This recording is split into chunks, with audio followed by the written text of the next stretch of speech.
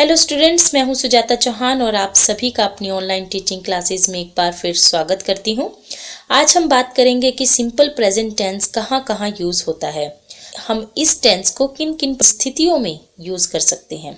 तो सबसे पहला यूज जो इस टेंस का हम करते हैं वो है हम जब अपनी डेली रूटीन या हैबिट्स को बताते हैं तो हम इस टेंस का प्रयोग करते हैं टू एक्सप्रेस डेली रूटीन और habit. For example, I get up early in the morning. He goes for a walk daily. Second use is tense तो यूनिवर्सल ट्रूथ जिसे हम सामान्य सच्चाई कहते हैं उसे बताने के लिए करते हैं। यूनिवर्सल ट्रूथ को बताने के लिए हम इसी टेंस को यूज करते हैं और इसके साथ साथ मैथ, साइंस या ज्योग्राफी के जो फैक्ट्स होते हैं उन्हें भी दर्शाने के लिए इसी टेंस का यूज किया जाता है।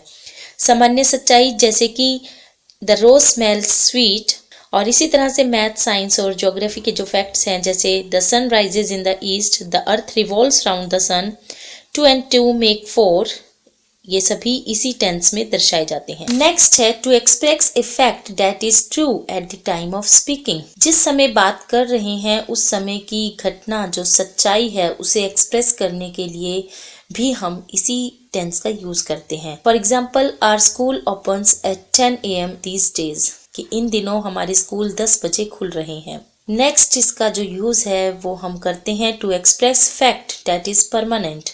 जो परमानेंट घटनाएं हैं, जो परमानेंट फैक्ट हैं, उनको बताने के लिए। For example, this road leads to Ambala, Agra stands on the bank of Yamuna. Next use इसका आता है to make past event more dramatic and interesting. जब हम किसी भी पास्ट इवेंट को इंटरेस्टिंग बनाना चाहते हैं तो हम इसी टेंस को यूज करते हैं। जैसे मान लीजिए कोई आप कहानी सुना रहे हैं, अगर आप कहानी को सुनाते समय कहते हैं कि एक राजा था, तो वो इतनी कहानी इंटरेस्टिंग नहीं लगती। लेकिन जब आप कहते हैं कि एक राजा है, उसके 4 बेटे हैं, तो ऐसा लगता है जैसे कहानी आपके सामने लाइव चल रही है और लाइव टेलीकास्ट आप उस कहानी का देख रहे हो। तो पास्ट इवेंट को ड्रामेटिक और इंटरेस्टिंग बनाने के लिए हम इस टेंस को यूज करते हैं। नेक्स्ट इसका यूज आता है to express a plan future action. For example, I leave for Mumbai tomorrow.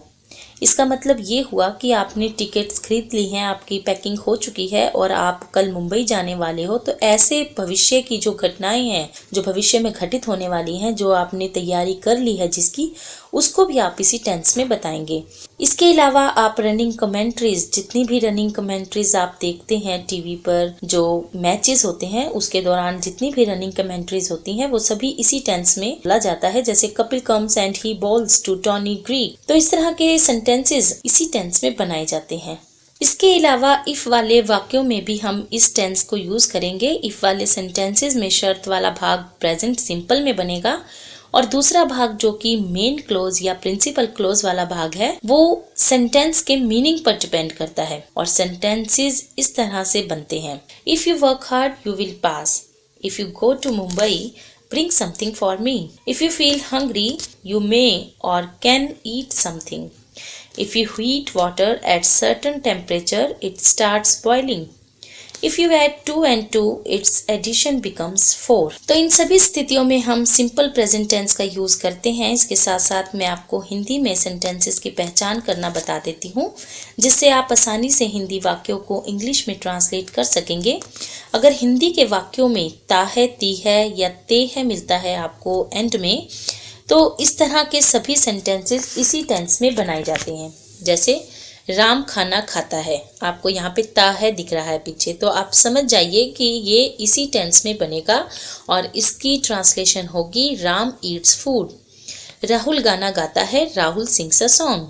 मैं सुबह सैर पर जाता हूँ, I go for a walk in the morning. Rani झूठ बोलती है, रानी टेल्स अ लाई। इस तरह के सब वाक्य जो ता है, ती है और ते है पर समाप्त होते हैं वो सभी इसी टेंस में बनते हैं।